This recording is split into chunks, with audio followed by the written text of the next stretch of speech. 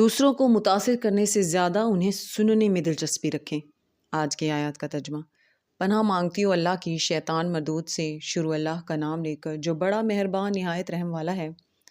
قارون موسیٰ کی قوم میں سے تھا، پھر وہ ان پر زیادتی کرنے لگا، اور ہم نے اس کو اتنے خزانے دیے تھے کہ ان کی کنجیاں ایک طاقتور جماعت کو اٹھانا مشکل ہوتی۔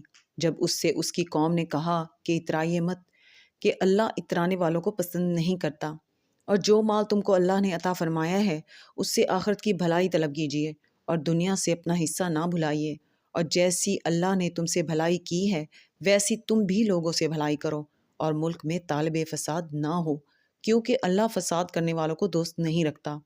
وہ بولا کہ یہ مال مجھے میرے ایک ہنر کے سبب ملا ہے۔ کیا اس کو معلوم نہیں تھا کہ اللہ اس سے پہلے بہت سی امتیں جو اس سے قوت میں بڑھ کر اور جمعیت میں بیشتر تھیں ہلاک کر ڈالی تھیں، اور گنہگاروں سے ان کے گناہوں کے بارے میں پوچھا نہیں جائے گا؟ تو ایک روز قارون بڑی آرائش اور ٹھاٹھ سے اپنی قوم کے سامنے نکلا۔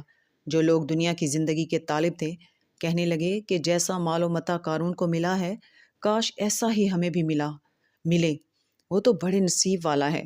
اور جن لوگوں کو علم دیا گیا تھا وہ کہنے لگے کہ تم پر افسوس، مومنوں اور نیکوکاروں کے لیے جو ثواب اللہ کے ہاں تیار ہے وہ کہیں بہتر ہے، اور وہ صرف صبر کرنے والوں ہی کو ملے گا۔ صدق اللہ العظیم۔